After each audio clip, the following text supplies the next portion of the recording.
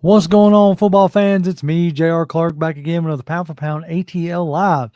Joined as always by my co-host Jonathan Holder, and today joined by a special guest. Good Lord, my mouth just anyway. Special guest John Yates from Out of Your Falcon Mind.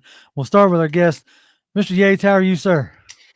Man, I'm good, man. It's been a rainy day, kind of continued on from Sunday, even though we just skipped over Monday. But it's okay. It's all right. I tweeted out earlier for our show. It's like I put the stand from South Park. I was like, it's gonna be okay. We just gotta get through it. It's gonna be okay. We've been through worse, right? We've been through Hey, worse. yeah, true. Jonathan, what's going on, brother? Fire Jimmy Lake, hire Robert Saleh, let him take over the defense. Hey, I'm down. There you go. I'm down. That's how I feel today. Like I don't want to see. I mean, we're going to see him, but I don't want to see Jimmy Lake.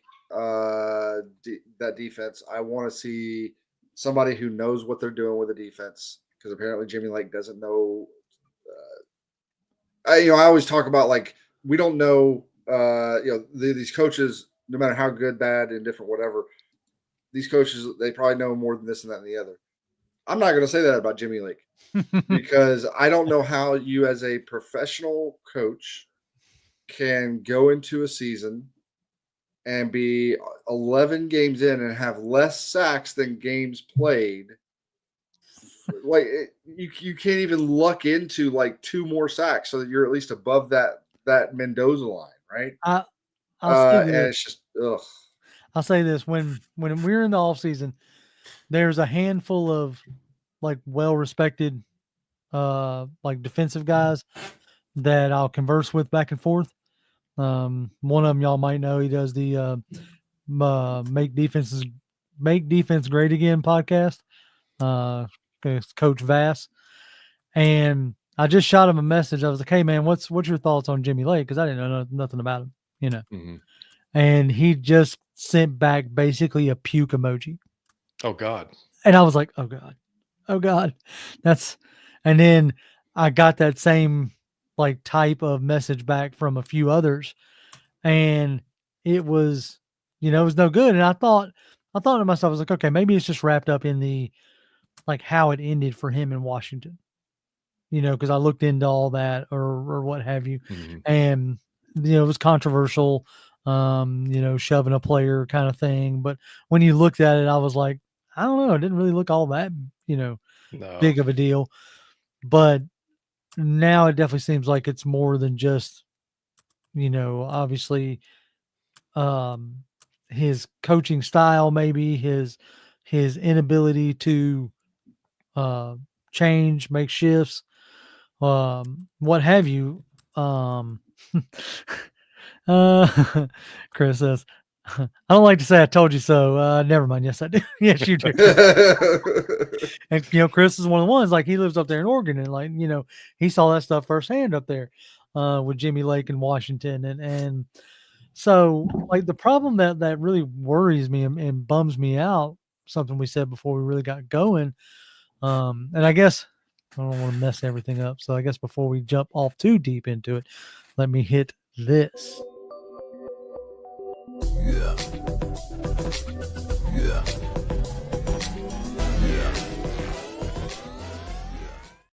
See, I think the problem with that is now, Jonathan, is because StreamYards finally did the whole deal where I can play a video. Yep. The stream starting soon has now kind of become the intro. Anyway, that's y'all didn't come here to listen about that. I got you. But we've missed it twice in the past month, I think. Yeah, so. It's been bad. It's been bad. Y'all do that, and I miss the banners. I create banners and then don't use them. I've quit with the banners. I've quit with the banners because we did that for a while, and they were helpful. But now that basically during the season we're just talking about the game. Yeah. And so there really is no banner type deal to keep me on track. But anyway, back to Jimmy Lake, and Fred is kind of making a point here with $5. We appreciate you, Fred. Appreciate it, Fred. He said we need to make a few changes and stop running Raheem's scheme and Jimmy Lake's scheme instead of and stop giving Bijan the ball on every first down. I'll say on that first part, that's kind of the part that concerns me, is that when you look at it schematically and stylistically, this is what they did out in LA. Like, this is more closer to what they did in LA versus what Jimmy Lake did his full year in Washington as like DC and stuff. So is this just a case of Raheem saying, hey, this is what I want you to run?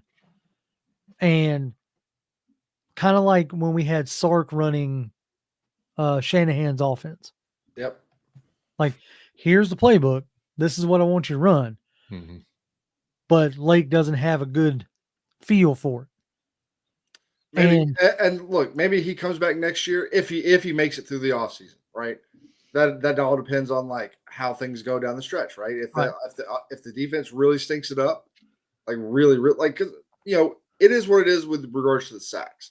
One thing we can say though is earlier in the season, we were holding teams, even the good offenses that we were facing, we were holding them to like low 20s, maybe even in the high teens. We were holding them to that much because we were keeping them out of the end zone. We were one of the better red zone defenses in the league, not allowing people to get those. They would get down there, we just wouldn't let them in. Right. And so we were giving up lots of field goals. We weren't giving up a lot of touchdowns. Well, now we're giving up lots of touchdowns. If that trend continues, he may not make it out of the offseason. But let's say he does make it out of the offseason. He gets an offseason to really like get it. He's had the full season, work through this defense. Maybe he goes into the offseason. Maybe he comes out next year with a better understanding of how to run this defense, better understanding of what he needs for this defense. And then maybe we can make some changes that way, and maybe it works. Or maybe we come out the other side and they're like, okay, we're just going to scrap that, go with what you want to go with, and we'll go there. But then you're changing your defense up again. But at least you're getting into something that the coach is well versed in. Maybe. But again, I will stand by it. If we come out of this bye week and we have fired Jimmy Lake, like I'll say this: if Raheem wants his defense run his way, which is what it seems like, if that's what he wants, then he needs to be DC coach. Right. He needs to be calling the plays because nobody's going to know it. Nobody's going to know it like he does. Well, I'll say this. Oh, go ahead, John. No, so he didn't rule it out either at the press conference. He just said never say never. So well, and I'll say this: like, it seems like something tends to happen at halftime, whether it's something that Raheem is seeing or what have you, and or him and Jimmy are finally able to, for 10, 15 minutes, put their heads together, because they do tend to make, even though they didn't this game, and I think honestly this game got out of hand more because like the players that you were missing. As much as anything else.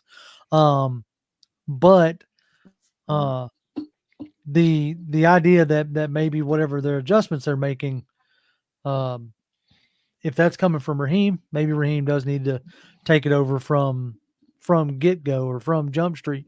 But there's a lot of issues defensively, and right now the easiest scapegoat is the DC, obviously. Because he's the one that's supposed to be in charge of all that. Yeah, I mean, it's for me, like throughout the season, it's just been like a combination of like you've had your linebackers healthy all of 2 games, and they haven't.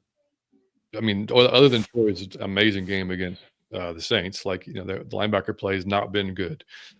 Defensive line play has not been good. I mean, everyone got much out of Judon. Grady hadn't got much. Like 0 out of Onyemata, except for 1 sack that saved the game in Tampa. That was that. I mean, Root got hurt. That sucks. Trice was hurt. That sucks. Got to see Dorless look pretty decent, but it took about a ton of injuries for him to get in there. Street, gone. Take TQ hurt. I mean, so yeah. I mean, a lot of it's just a combination. But what drives me nuts about Lake is, I mean, 3rd and 4, and you're playing 15 yards off the guy. Yeah, like dude, like what are you even in the red zone? Like, what are you trying to prevent there exactly? Like, right. They can only go so far. So like press them and like do something different, because like running the same scheme all the way down the field is madness, especially when you ain't stopping it. Like, it's bizarre to me, man. But yeah, I mean, it's a common. Like, the players haven't been as good as we thought. We thought we had a pretty decent line and we were gonna have some depth, right? That really hadn't panned out.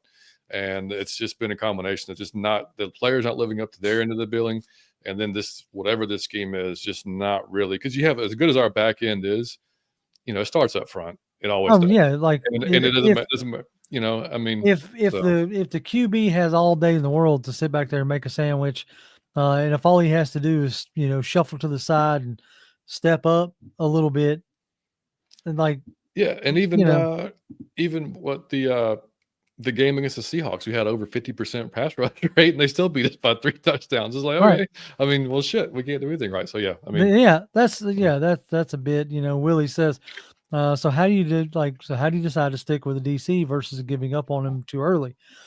He might figure it out or not. Like, how do you know? And that's where, unfortunately, for head coaches, like those kind of decisions are what inevitably, like sink or swim, right? Yeah. Mm-hmm. You go back to, Dan Quinn, right? He come out of that 2018 season and fires both Sark and Marquand Manuel. Mm-hmm. Like, he was feeling the pressure, fires them both. We famously talked about the amount of 16,000 plays or whatever they, watched that off season to try to figure out the scheme. And then 2019 comes around and you're crap, and you bring, we brought back Mike Mularkey. Well, not just Mike Mularkey. You brought back Dirk Cutter. God. That was Dirk Cutter. That's what it was. Yeah. Like, you brought back Dirk Cutter, which was my Jimmy Lake in this scenario, I couldn't stand. Most boring scheme in the history of football. Right. Like, you bring back Dirk Cutter, who has no innovation whatsoever, and then you install yourself as the DC, and it gets worse. So, I mean, inevitably or ultimately, that's what got Dan Quinn fired. Now, he learned, at least he seemed to have learned his mistakes. We'll see how they finish up there in Washington. But let's see. Batty's Best says, my guy's, his name is James Lake until the damn defense. I'll say this. It's kind of funny that you bring that up. Me and my real good friend have had a running joke for years that it's Jimmy's fault, right? Anytime anything goes wrong, the joke becomes an excuse. It's like, damn it, Jimmy, and so it's hilarious at this junction that it is Jimmy's fault. that we're, at least that's who we're blaming. The part that concerns me is the thing that is coaches control is also personnel. It takes until the 12th game or 11th game to get Brandon Dorless in. How did he do, by the way? He did okay. Like he had 9 snaps, at least 1 QB pressure. He's, stacked and shed okay. He played all right. But again, next to no snaps. And you're not getting Eddie Goldman in there. He was going to be the nose tackle, and he's not getting any real snaps. So you're not plugging up the middle. It's just been ridiculous. Yeah, I don't get some of the combinations at all that they've used. Yeah, I mean, Goldman's been in. He's been good. That's the thing. He's been good, and Harrison's been good. I know he got hurt last week, but his snaps counts seem to just teeter either lower or lower, or I mean, I can't understand why they can't get him in there either. I don't know. It makes no sense to me. So they put in the older guys, Grady gets his, Animata gets his, and I love Grady, but nothing's really. I mean, he'll get through a couple of times, but other than that, what's really happening? It's nothing's going on. So, and it sucks that Root got hurt when he did, because he was showing some real promise, man. To really help out this line. But I don't know. We all mad that we didn't go get anybody, or just kind of indifferent about it? You talking about at the trade deadline? At the deadline, yeah. There was part of me that was like, hey, let's we should have done something. But then there's part of me what the hell is one person going to do? Right. There's it was, unless the only one that made sense to me, and I didn't really even look at his contract to know if that was what held it up. But the only one that made sense to me really was either there was Zadarius Smith, and then there was a younger guy that I'm blanking on his name. Ah, crap. Who was I wanted Zadarius. But... It was Azeez Ojulari. Oh yeah. Yes. I was going to be okay with Azeez Ojulari because that was a guy you could potentially build around. But when it came down that the Giants weren't going to trade him, then I understood why. Okay, you're not really going to give up. And I think it was our buddy Joe Patrick from 92.9 who brought up the point of missing that 5th round pick. Might have been what really messed us up, because we weren't necessarily, none of these guys were really outside of Aziz. Yeah. None of them were really worth giving up more than like a day 3 pick. And you didn't really have a day 3 pick to give up. Yeah. No, that's how I felt too. Yeah, I didn't really. I mean, I was same as y'all. Like, I'd have been okay with Aziz, but like, it took him how many years to really come out. Like, this is his 3rd or 4th year now. And it's to really get going. Like, you don't know how much of that's him or how much of that's the line he's got there with Well, him. I mean, you got Dexter Lawrence and Brian Burns. Exactly. Yeah. So, and then with Darius, it was kind of obvious that Detroit was going to make a play at one of those guys, because they are one player. Right. They're literally there. So like they made they total needed sense, so. they needed somebody to try to at least give you something that Aiden Hutchinson was giving for you. sure. Yeah. Well, so I made this comparison a few weeks ago. Right now, I feel like the Falcons are very much the Detroit Lions from just before, maybe like the first year of Dan Campbell. Right. Like the first year Dan Campbell, we've won more than they did, I think, because I still think they had like a horrible record that first year with Dan Campbell. But like you could see that there were some differences a little bit with that Detroit Lions team. And then the second year they came out, they played better. And I think that might have been the year they actually got Aiden Hutchinson. As a rookie, maybe. Yeah. Yeah. And initially, like first little bit of the season, like it looked like he was not going to pan out. Like a lot of people were like, "Oh my God, he hasn't really done much of anything." Then he kind of exploded. And right. History, right? But like we're in that phase of we're better than than maybe we thought we were going to be coming in, especially maybe offensively, although it didn't show in this last game. Offensively, we're better than we probably thought we were going to be. Defensively, we're worse than we thought we were going to be. And I think we're not going to get like super high pick, but we're not going to get a super low pick. We're going to probably be somewhere in the middle, and we need to figure out some way to get like essentially our Aiden Hutchinson for the defense. Not him specifically, but we need to get a difference maker on the defensive line.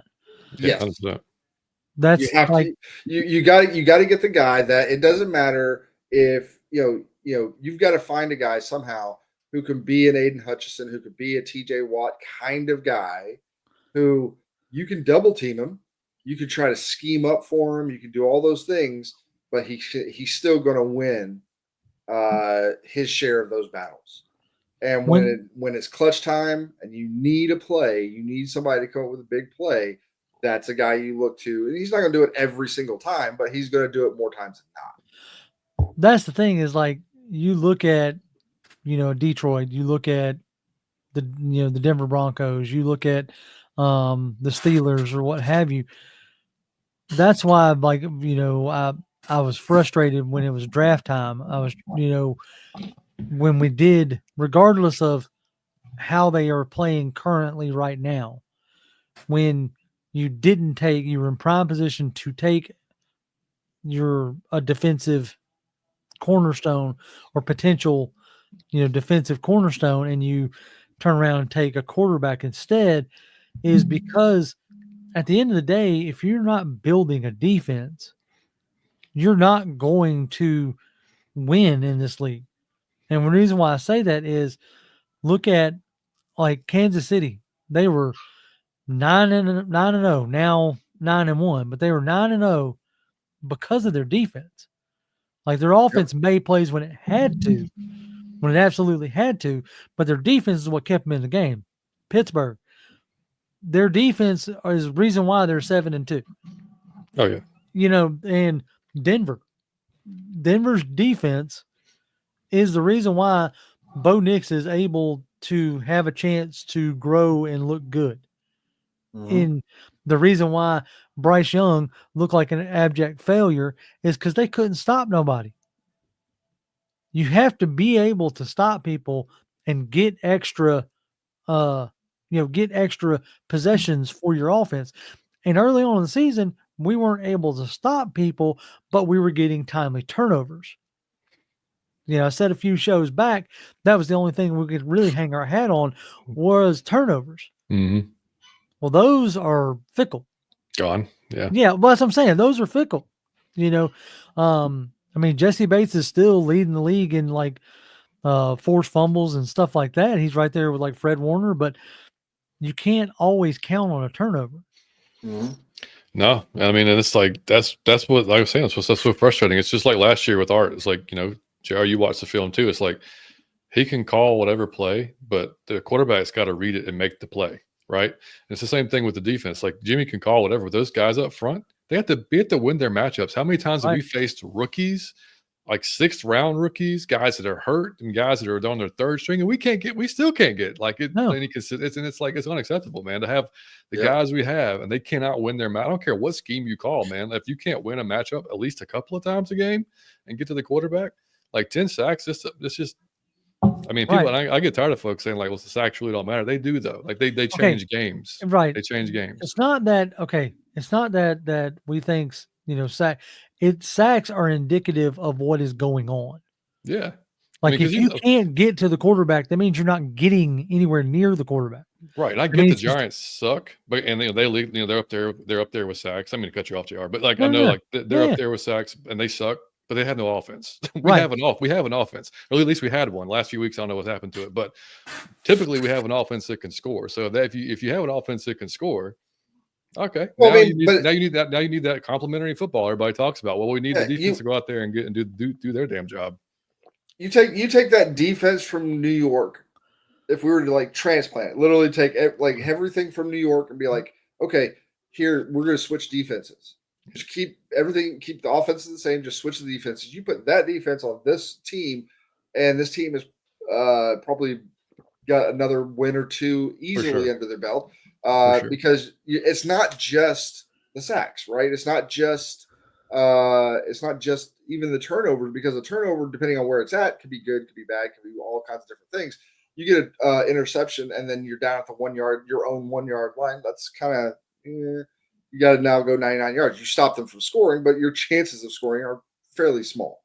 Okay, but you're talking about a defense that can give you short fields, that can flip the field for you, that can get you that sack, maybe a sack fumble, get you that short field so that our offense is not having to drive 70, 80, plus yards to go and get a score. Right. And it's that kind of thing that we don't have. And when we have had it this year, when the turnovers have been really good because they've been at midfield or something like that, the offense is rolling. Right. Yeah. When the offense has to drive the field constantly, drive after drive after drive, you're not going to see that consistency like you want in the scoring, because your chances of scoring are a lot smaller when you have to go the full length of the field. So King 7, he says, dang, they made a change the logo, made me change my logo and made JR not want to wear a hat. I honestly forgot I wasn't wearing a hat. Trey Murphy said something about it too. Oh man, my bad. Forgot I wasn't didn't Oh, did we ever play or show Fred Butts, or sorry, Willie Doc's No, I'm about to do that now. Yeah, I'm about to do that right this minute, because I figured we needed to get this part done with, I guess you could say. Not done with. We're going to keep talking about the game, obviously, but with an extra person, sometimes it takes a little bit longer to get to the dealio. But as you are alluding to, it's everybody's favorite time of the show, ballers and fallers. Willie Doc always starts us off with that. We appreciate you, Willie. Appreciate it, Willie. He says, no baller, no honorable mention, fallers, the entire team, including the cheerleaders. Dang. Right? I was like, dang. Dang. Side-eye glance, Morris. 3 games where the teams seemed ill prepared. So I agree with all that, 100%, 100%. Yeah, the only thing I changed is I texted you this just before we got on, even before the show.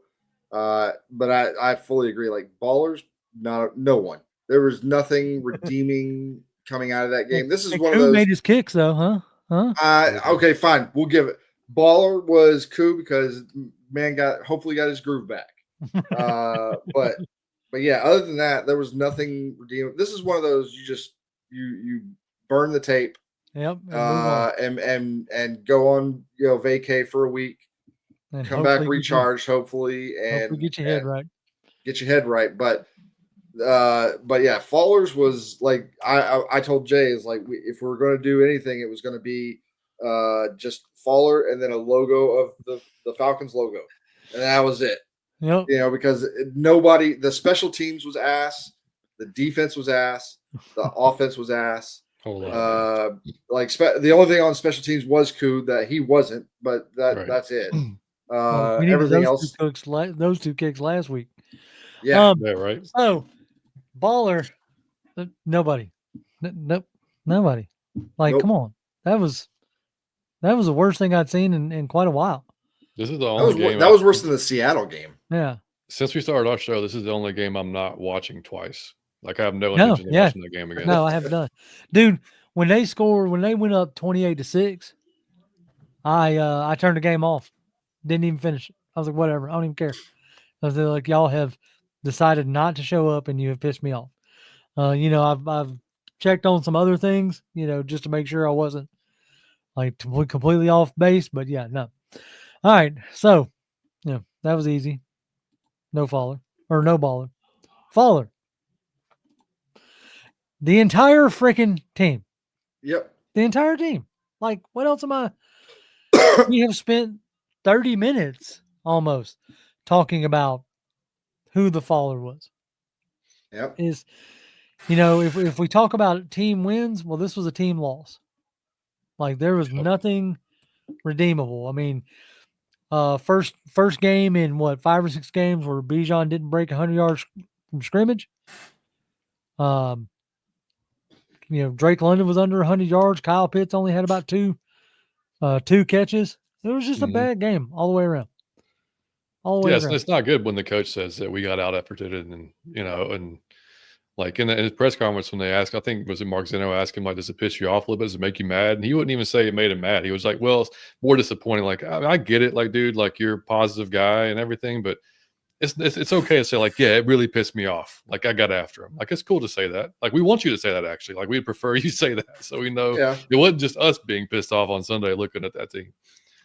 But well, yeah, and that's the what you saw is the downside. There's downsides to everything, right? There's downsides to a complete and utter hard ass coach, and there's downside to a player's coach. Yeah, I like a good medium, a good in between. That's what you need. That's like as far as a coach went, sounds like that's what you got with Art, but he sucked with the media. Right. Like he absolutely was atrocious on the podium, which didn't help him or endear him at all to the fan base. And so that's what you get with a player's coach is not really mad, just disappointed, that whole deal that you got from your mama, you know what I'm saying? Be a player's coach when you need to be a hard ass when you need to be. Right. Yeah, and I'm not expecting him to be perfect about that. Sometimes you may be a hard ass when you don't need to be. And sometimes you may be a player's coach when you don't need to be. That kind of stuff is going to happen. But I mean, that's the goal in my, if I was ever a coach, my I want my guys to not necessarily kind of like your parents, like you don't want your kids to fear you to a certain extent, right? Like you don't want your kids to fear you in that, like, oh my God, my dad, you don't want to be debilitating, but you want it to be like, if I screw up, you want it somewhere in the back of that mind somewhere. Like, I'll screw just- up and I get caught. My dad's gonna whoop my ass. No, they just need to know the look at least. Like Right. if you Yes. see Like that you- look, you're you- like, oh damn it. Like, okay, Right. we gotta Like at we the end messed of the up there. day, you know, like John, you know, you got a son, I got a little girl. At the end of the day, like all I got to do is say her name. Yeah. If you don't, it's not a fear, it's that healthy respect. Yep. Because on the flip Yes. side of that, she'll come to me for anything. You know, before the show even starts, she comes in here, Daddy, can you help me get some orange juice? Of course I can. You Yeah. know, but Yeah.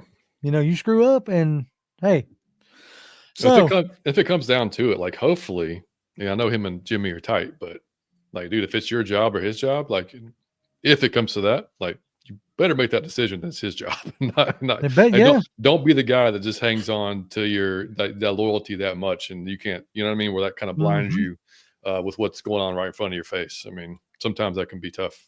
King said, shake my head. All Raheem wanted to do was outrun the South. Well, hell, he forgot about the other 9 teams outside of the NFC Yeah. that we have to play. There's a part of me that, and who says it? Dexter follows up, says outrunning the South is a corners cutter's approach to winning over Arthur Blank.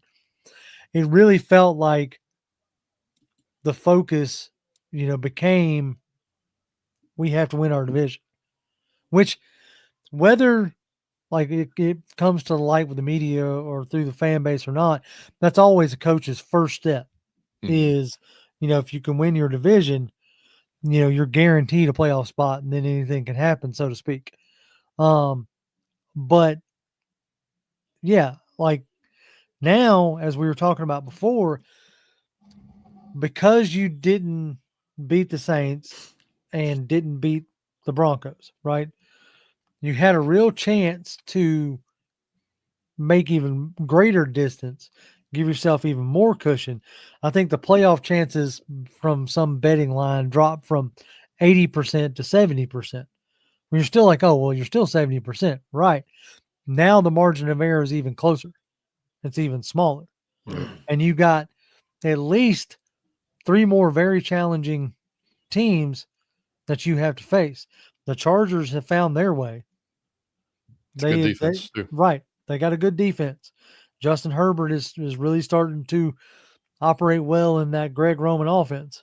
And what Bo Nix just did to us. Damn it. That's what I'm saying. Like I know. we're going to be, you know, we're going to be 6-6 unless they can Looking that figure way, something man. out. Yeah. And then you have the Vikings, which their offense has been they're not as, you know, killing it as they were, but they still got Justin Jefferson, probably the best wide receiver in the league. And their defense ain't nothing to sneeze at. No. With, you know, Brian Flores and his crazy exotic looks. Now, our only like somewhat benefit there is, you know, Kirk Cousins should be at least familiar of being in that building with Brian Flores. Mm-hmm.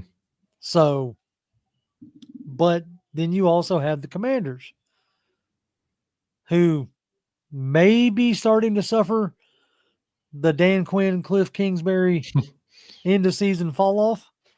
It looked a little more normal against Philly. Right. They looked a little More bit regular. more. Right. And so maybe by the time we get to them, second game before the end of the season may not be as daunting. But I can easily see coming out of this bye being 3-3 by the end of the season, which puts you at 9-8. Right. And so 9-8, let's take a gander at Tampa Bay's remaining schedule. Because if we're going to outrun the South, right? That's what Yep. we're going to outrun the South, then we need to look and see how the rest of the South. And the only thing, I think the Saints are too far behind. I might be wrong on that, but depending on how the rest of their season goes, which one of these do I need to hit? Hold on. That's the one. Okay. That was, boy, brain fart. All right, let's see what they got. They lost to the 49ers. They're about to play a very easy stretch. Giants, Panthers, Raiders. That should be 3 wins right there, right? So that puts them. Trying to get up to the top here. Hey, So man, don't underestimate Tommy DeVito now. I'm going to underestimate Tommy DeVito. Where the hell is? Okay, anyway, I was trying to see their record. Jonathan, can you pull up their record for me? I think they're 2 games worse than us, right? Well, yeah, so I think they're 5-6, maybe no 4-6. Let's see. Millie Mills is not wrong. He said, "Heck, Jar, with the way we look Sunday, why are we overlooking the Raiders?" I mean, honestly, yeah, we probably shouldn't really be Probably shouldn't be overlooking anybody, but anybody. I'm Yeah. hoping that Sunday was an anomaly. I'll Right. give them an anomaly. If we come out and look inept, like completely and utterly inept. They're 4-6. Okay, so let's say they win these 3 games. That's 7-6. Okay. Say they lose to the Chargers. 7-7. Oh no, yeah, 7-6, 7-7. Well, they would be 6. They would be 6-7 if they win. Oh, well, no, you're right. They would be 7-7. Sorry, 7-7. Probably going to beat the Cowboys. You'd hope, right? So 8-7, 9-7. This one, that right there, depending on what we do, they have a real good chance of ending up 9-8 or 10 or what is it? That would be 10-7. 8 or no, like either 10-7, 9-8, right? Yep. Mm-hmm. So we have to hope that they end up with the exact same record as we do. If we mess around and lose, like you said, Millie, to the Raiders or to Tommy DeVito or to Bryce Young, if we lose one of those 3 games and we don't win against, one of the other 3 harder games, like we could find ourselves second place in the NFC South when you had a 2-game lead. Yeah. Yep. Yeah, I mean that's why you hope that this the bye couldn't have come at a better time. Obviously, I would have been okay with it being last week with the injuries that we have. Yeah. But yeah, you gotta hope that those guys, especially the guys on defense, are come back healthy or at least healthy enough to play because we can't see that again. Like we can't not against the Chargers. No, we can't see that same crew against the Chargers at all.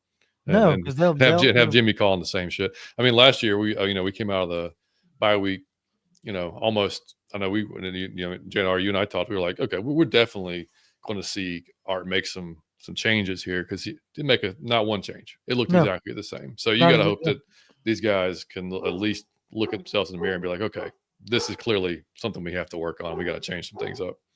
Right. I mean, I really hope that there's a spark with Tommy DeVito. Ha ha ha. Joke, whatever. But they do something crazy and they beat the Bucs here. It's possible, dude. That defense is, And then this is Buccaneers at Panthers. Bryce is starting to play a little frisky. Maybe. Yeah. This one, no, I can't. Like, that defense is going to make Gardner Minshew look like good. I don't care if Brock Bowers is on that team. Yeah. So, yeah, you got to hope for at least one loss in this 3. We forget, even though the Chargers are getting going, and I know they have Jim Harbaugh, they are Falcons West. So they do have the tendency every now and then to just like lay an egg out of nowhere. So true. Maybe. You never know.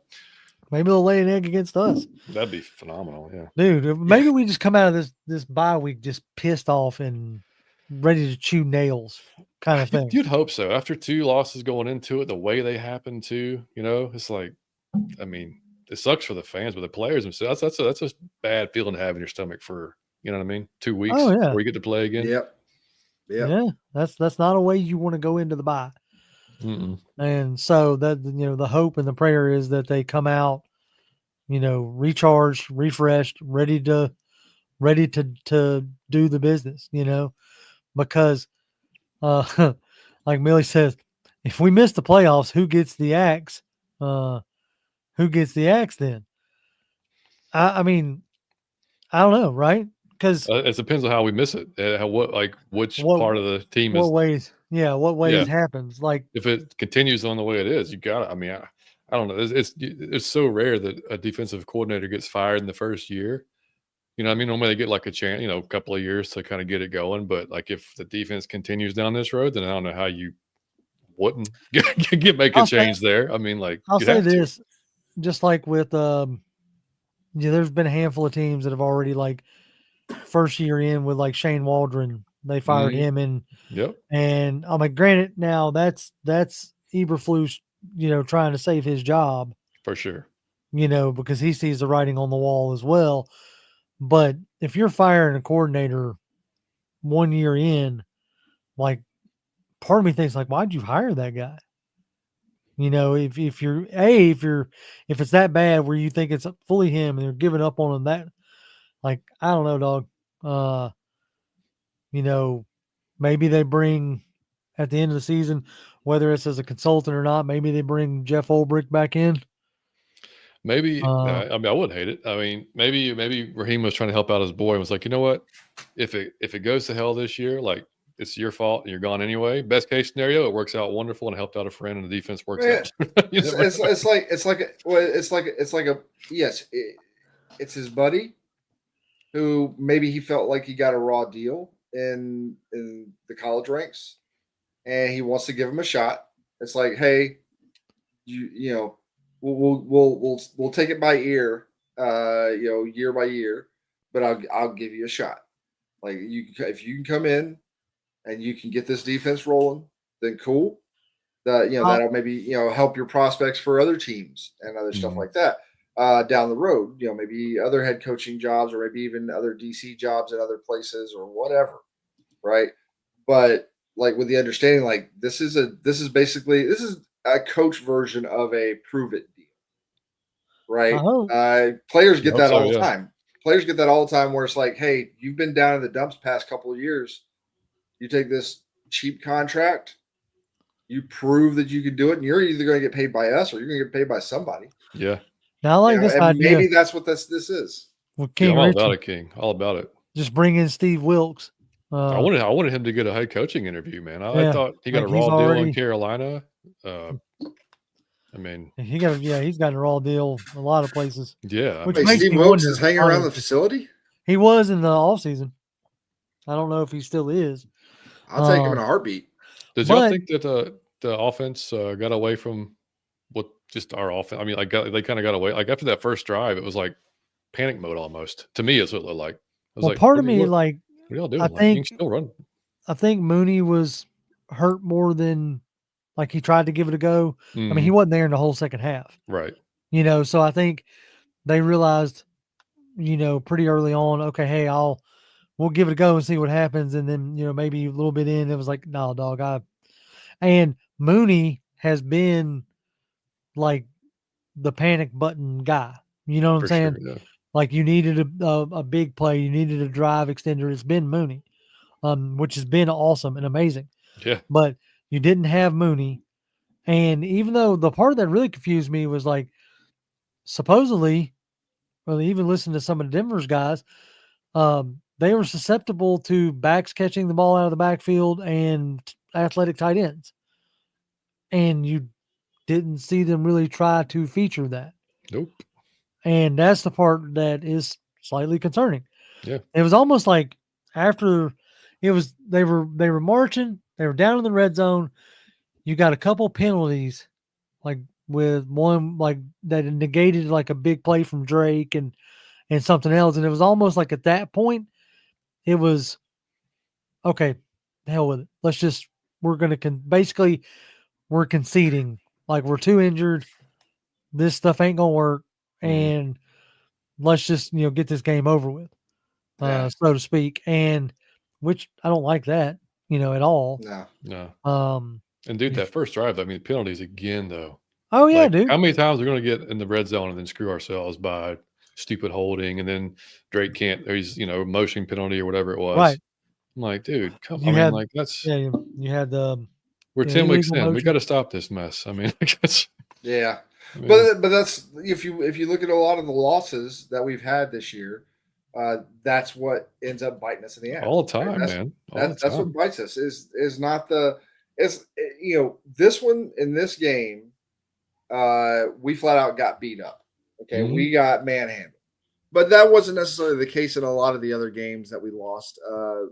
When it comes to, it was a lot of it came down to us shooting ourselves in the foot in a lot of those other games. So, well, if we can get rid of that part of it, then we're going to be a better team just regardless. So yeah, I mean, I don't know about you guys. I watched the Steelers Ravens game before our game on Sunday, and then then watching obviously seeing our game with Denver. I sent Mike a text. I said, dude, I was like, I know we've seen these teams before, but like we are so far away from what those guys have on defense. Like it's just a different. I mean, I know the scheme is different, but I mean it's a different mentality. Those guys are flying around. They're aggressive. They're obviously more talented in some spots than we are, and there's nothing we can do about that. But it's like and you see it. We saw it with Denver. I mean, like it's just a different style. We talked on our preview show, and y'all probably talked about it too. There, other than Surtain, like there's no really big names on that Denver defense.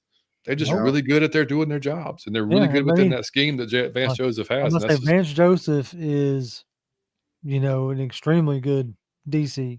Yeah. How's Jacksonville's defense been? Atrocious. Look a little poo poo down there. Yep. That's part of that. Like if you want to look at we were bemoaning that we didn't keep Ulbrich, or not Ulbrich, but Nielsen, and like he hasn't been they just gave up 52 to Detroit.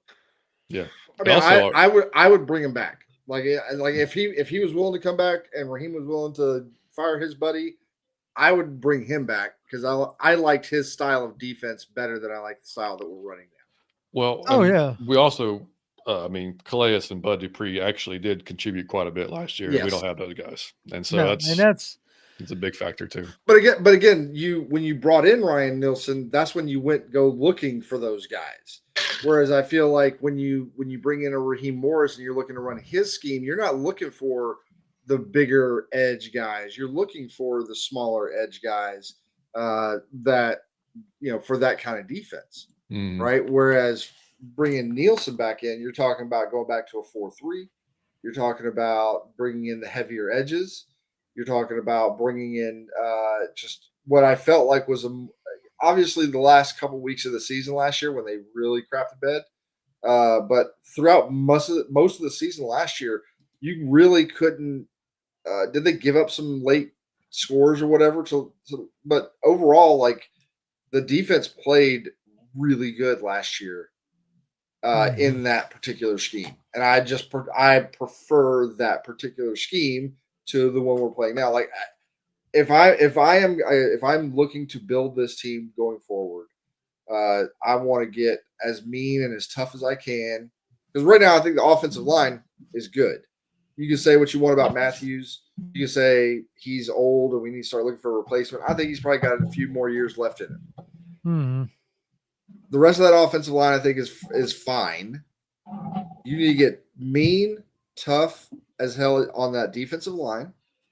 And then if I'm going and getting cornerbacks, I'm going and getting cornerbacks that want to get up in guys' faces, that can be physical, that like to play man-to-man coverage, and I essentially want to play like what the Saints do. The Saints get up there and they pressure you physically at the line of scrimmage. They throw off your timing, which I think is one of the reasons why we had a big problem with them. Both times we really faced them, the offense has had issues going against them because they're physical with our receivers, and that throws off our timing. And a lot of the stuff that we like to do is very timing based, and that's going to be the same thing for a lot of the teams around the league. So you get more aggressive. You guys who are physical, who want to get in there and put their hands on guys and knock them off their routes. Are you going to get beat sometimes? Sure, but I would rather die that way than 1,000 cuts like we've been seeing. Yeah, I unfortunately 11 games in, we are what we are at this point. I know. And so hopefully we can, get back to having some turnovers. Hopefully we can get some guys healthy, Mike Hughes, Troy Anderson, and I'm sure there's some other guys like Rook. Yeah, Rook could possibly potentially come off of IR. I know that we just put Helms too. on. Yeah, Helms too. So I know that we could put that we just put James Smith-Williams and Taquan Graham, which doesn't help on the edge setting aspect. Nope. But the guy they've been playing, I think is Kareem Khalid, or he's looked good. He looked good even in Denver, so maybe they'll start giving him some more snaps. The ship has completely and utterly sailed on D'Angelo Malone. Like, I don't ever want to see him suit up again. No need for that. None. Like, just everybody that we would see in our comments, like, get D'Angelo Malone out there. And we kept saying, like, if he was as good as what we see sometimes in the chat, like people saying, like, I want to see him get his snap. He wasn't getting his snaps for a reason. And now that he's being forced to get snaps, we see the reason why. Yeah, I mean, he's too light. He can't go. I mean, he was trying to go around blocks. He wasn't trying to like shed at all. Right. I mean, it was not. Yeah, it just wasn't good. I mean, Falcons Vic with a $2 tip. We appreciate you. He says, he says, please, we have to stop the DBs 15 yards back, ASAP. Right. Let's, dude, get up in his face. The first 3rd and 9 of the game. I'm like, what are y'all doing? Like 3rd and 9, and we're, whoop, and then nobody like, and Cortland Sutton's in the slot. I'm like, and nobody's on him. I mean, somebody's on him, but I mean, it's probably gonna be the safety or whoever's playing nickel at that point. And it goes to him, and it's a first down. I'm like, dude, like this is not like. And I knew it was gonna be one of those games as soon as it happened. I'm like, okay, here we go again, same stuff. Oh, when they marched right down the field and scored, I was like, oh, great. Yeah, maybe we can make some adjustment and. But we have to score every drive on a really good defense. Cool. All right, this will work out great. Right, exactly. Like you can't stop them, and so they. Hopefully, we can get some guys back healthy. They can maybe make some tweaks. I still assume that these guys are smarter at football than I am. Yeah. So, like if I'm Jimmy Lake and I see that exact same thing that you just said, if I don't see better combo coverage. Maybe that was what was supposed to be there, and it just didn't work out because the guy wasn't where he was supposed to be. I don't know. Okay, but if that's not working out, I'm like, and so far it hasn't worked out. Like we've given up a whopping like 71, I think it's 71.6 completion percentage. It's crazy. Over the year to the likes of Bo Nix. Do you know what the average is? Twice. Do you know what the league average is? Probably like high 50s, low 60s. 40. It's in the 40s. Shut up. Oh my God, dude. That's how bad. You throw it on top of 10 sacks. What are we doing? Like we're not doing anything. We're out there. If this is my job, like if that's like a regular person's job, like you're having a meeting with your boss like 3 weeks in, like, hey, you're on a performance plan right now. Like you've got to get this together or your ass is fired by like the next few weeks. Like that's terrible. God. Right. So I mean, if I'm seeing this, and the problem is that we don't have guys on the defensive line that are going to win fast. Right. We don't. If we've got a bunch of guys that are Croy Biermans, they're the guys that are going that are just going to like they're going to keep at it. They're going to keep working at it. The effort guys. They'll get there eventually. Maybe. But at the end of the day, they're not going to win it fast, right? They got the high motor guys, which is cool. It's good to have those guys, but you need some guys that can beat some guys fast. Right. If that's the kind of rush that I'm seeing, I cannot have my guys playing 10 to 15 yards off the ball. I cannot do it. You've got to be up there no more than 5 yards off. I don't care if you get beat deep, you get beat deep. Like I get it. That's been the mantra, right? Is we're going to play. That's why you have Bates and Simmons. Well, right? Yeah, that's why you have those guys. Yeah, right. You're playing that cover 3. You're playing that deep shell, trying to keep everything in front of you. But unfortunately, when your back end isn't tackling well, then that don't work either. So no, and it puts that much more pressure when you have 7, 8, 9 minute drives that you're defending against, and whether they end up in points or not, you limit your offense's chances to score. Yep. I mean, like that's one less opportunity they'll probably have at the end of the game, or one less possession they're going to have because you just allowed a team to go 8 minutes and score on you. That's like eventually that's got to Because our drives, if y'all notice, like our offensive drives, when we score, they're like 3 minutes, 4 minutes, which is great, But I mean, we don't take time off the clock really. Like we get down there and do our business, but defense can't do anything on the other side. Yep. Debo Vive says the fact that Well, the Broncos scored 2 of their TDs on screen passes because the cornerbacks were playing so Saul should tell everyone what they need to do against this defensive scheme. Right. 100%. Like they really I do hope and pray that it isn't just a throw your hands up, all right, we'll try to fix it in the off season. That they do sit down and like I know that in the season you can't wholesale change everything, but you can make some adjustments. Yeah. You can make some adjustments on like, okay, let's try some more like press man stuff. You have what is supposed to be 3 defensive like secondary gurus in Raheem, Jerry Gray, and Jimmy Lake. They've all cut their teeth and made their bones as secondary coaches. Like this is what this is supposed to be. And that's a part that is confusing and concerning. It's like, when you have the offensive head coach and your offense goes to crap.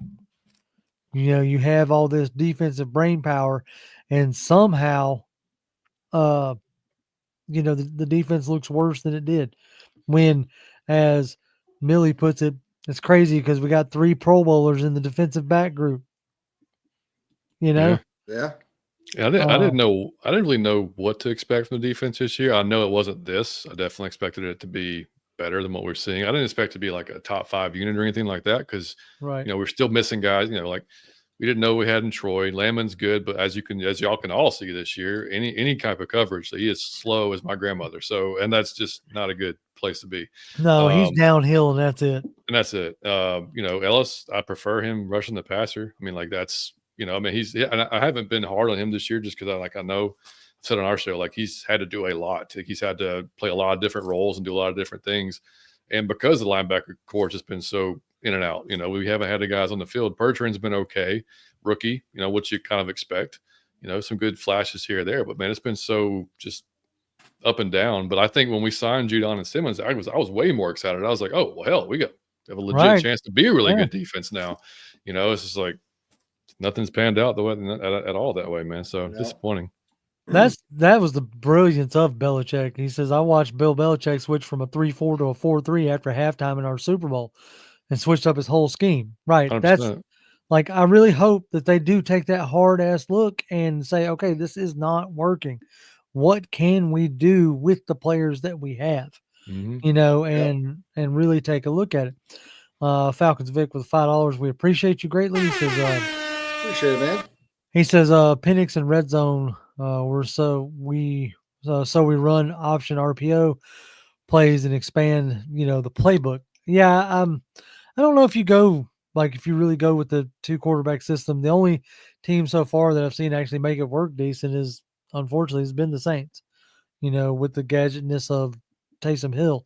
Yeah, and like, look, but that don't work most of the time. Not on. Yeah, no, I'm not looking to have Penix run the ball.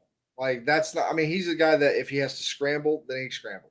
Right, but I'm not wanting him to do a Cam Newton. And you know what I'm saying? He ain't built like that. He's not built like Josh Allen. He's not built like some of these other guys. Like sure, scrambling maybe every now and again, but he has that ability, but that ability has landed him like on the IR multiple times. He had his best year when he operated from the pocket and only scrambled if he had to. Mm-hmm. Yep. So that like changing his play style and playing like that from the pocket is what got him picked 8th overall in the draft. Like he wasn't, if he had continued doing the things that he was doing that led to his knees getting hurt and getting hurt in other ways, if he had kept doing it, he probably doesn't even get drafted. No, no, not at all. And like Chris is like, Penix is slow as John's grandma. Damn. Like it's a little quicker than that. No, I think he's. Kirk. That's Kirk. Kirk can't move. Like No. Penix he's more mobile than he like you said. He's mobile if he has to be. Like if he's got to get out of the pocket, he'll get out of the pocket. Like Right. Kirk is like, oh God, here we go. He's got to get out of the pocket. We don't know, what's But going to happen. the difference, and you saw it even on Sunday. The difference in Kirk and Penix is Kirk's or Penix has got a 20-year-old arm. Yeah. And like that's the difference. So like where a guy like Kirk is on the back end of his career, never really had the super powerful arm, but that's why everything is generally timing based. Like Yeah. it's timing and I'm throwing to a spot. As to where Penix has the power and ability to actually squeeze it into some tight throws. But yeah, I mean we're gonna see how it finishes up. As long as Kirk's healthy, he's probably back as a starter next year. I don't see any reason why he wouldn't. The bigger issue is going to end up being like, what do we do on the defensive side of the ball to make sure we don't have the same repeat of such a horrible defense? Because I mean, I want to see heavy draft defense. We've been saying it for years. But I really think we need to replace. Like I think we did a decent job of like this offense has been built, and I think that overall this offense is good, and I think it will be good going forward with Zach Robinson. I think he'll learn from this year. I think he'll be better next year. I think just the offense in general, like everybody, this is their first year in this offense. I think that offense is going to be better next year than it was this year. Robinson will have a year under his belt. Algier will be, Algier, all those guys. Maybe Pitts is here. Maybe he's not. Who knows? But I think that's not as big a deal one way or the other. I think, we can find something there if we need to. I'll say this. We've really got to replenish this defense. Yeah, I'll say this. For the folks who were worried about, Zach Robinson getting poached after 1 year, I don't think you're going to have to necessarily worry about that. I don't think so either. The offense has been okay, but it's been streaky at best. As Lisa's pointing out, Zach Robinson didn't call any running plays for Algier. So there's still they just got in chase it mode too early. Yeah. A little bit. Yep. I mean, and just, so I think they saw exactly what we saw, which was our defense is not going to be able to stop their offense. So we have to go now. Yeah, we like have that. That's what they saw, and I think they panicked and got away from their game plan. Yep. And I think it was a mistake, but that's what it was. Yep. Yeah, and with the draft too, like you said, John. Like I mean, we kind of went defensive heavy this last one. Granted, it was later rounds. I mean, it was like it was not the first round, which we really need a first round pass rusher. Like I don't really care who it is. We need somebody that can get in here and make a difference. But we're going to have to. And it just sucks that it just sucks. This year has been kind of you can't really even judge it because Trice goes out in preseason. Rook barely gets any playing time before he's hurt. Dorless takes 10 weeks before they even let him in the freaking field. So it's like Bertrand's okay. Hard. But so it's hard to even really say. It's hard to determine whether this draft class is any good because it really felt like this draft class was meant to be and supposed to be a developmental class. Yeah, a couple of years down the road, exactly. That's what it really felt like. So we'll see what the offseason holds. So yeah. Man, I think that's gonna do it because I'm about done talking about this. I could complain and moan about the Falcons for another 5 hours, man. Couldn't do it, man. King, I'm with you, man. Yes, go get Parsons. No, yeah. Like if they can figure that out, hey, they can have Kyle Pitts all day long. We'll correct our wrong from. That's right. What you over here muting yourself for? Hitting buttons you shouldn't be hitting. Now you did it again. You're muted. Dude, it comes undone like 7 times a show. I have to get. Gotta get you a better microphone or something. No, it comes out like if that's why. That's why you're. All right. Well, it's just telling us that we got to get out of here. John, before he mutes himself again, tell him where they can find you. I don't want to touch this freaking thing right now. Well, man, y'all can catch us every Wednesday night, except for this week because Mike's off in where's he at this week? I forgot. Somewhere in Nebraska working. Wow. So he has like less than no Wi-Fi where he's at. So we're not going to be doing a show tonight. Which is thank y'all guys for having me on tonight because I could Yeah, we appreciate you Absolutely, jumping man. on. Yeah. come, get some feelings out and talk about whatever that was, and on Sunday and on to the next one. But we'll be back next week. It'll be our 200th show next Wednesday. Oh snap! Yeah, Nice. yeah. There you go. So Nice. yeah, so we'll be that's it. We're just doing we dropped down to like we're like you guys. We're at one show a week now. So we stopped doing the recap shows and stuff like that. So just Wednesday 7:30 for the most part. Y'all can catch us here on YouTube and Twitter and Out of Your Effing Mind on Twitter. And you can follow Mike pretty much mainly. He does all of our stuff on TikTok and Instagram, Out of Your Fucking Mind on there. So There you well, go. thank you guys. Appreciate the chat, man. Y'all were awesome Yeah, tonight. man, y'all. Absolutely, yeah, man. Exactly. Love to have you every time. So There it is. John, tell them where they can find you, brother. at Jonathan M. Holder, come by, say hi. There you go. I'm at Grim1128 on Twitter. We will not have a show next week, being that it's a bye week. Maybe had we won or something, might have found something interesting to talk about. But I'm going to use it as an excuse to keep my headspace right going into the holiday. So, Well, we're like half our show is probably going to be playing games, talking about Thanksgiving. So I mean, that'll be like Right, pretty much, right. There you go. Exactly. So hopefully y'all, since we won't see y'all next week, I hope y'all have an amazing Thanksgiving. Whatever your favorite food is, I hope you get full up on it. And yeah, we'll be back the following week after the Chargers game on that Tuesday. Hopefully, talking about a win. Hey. Yeah. I told Debo, man, this is the first time I've wore this jacket this season. I'm bringing good. Hopefully, it's good juju, good vibes, whatever we There it need. is. Man. There it Like, is. This There you week, yes, whatever. Yeah. If we win next weekend, I'm attributing it to you. I'm superstitious as hell, so I'm pulling out whatever superstition I have is going to be used over this next couple of weeks. Look, I got no problem with them throwing out another like red helmet day. I mean, we ain't lost in those yet, so like absolutely. Let's do that. No, I mean, I don't know. I'm down. So, I'm down. Anyway, as always, Falcons fans, we appreciate y'all and rise up. Rise up, man. Peace. Peace.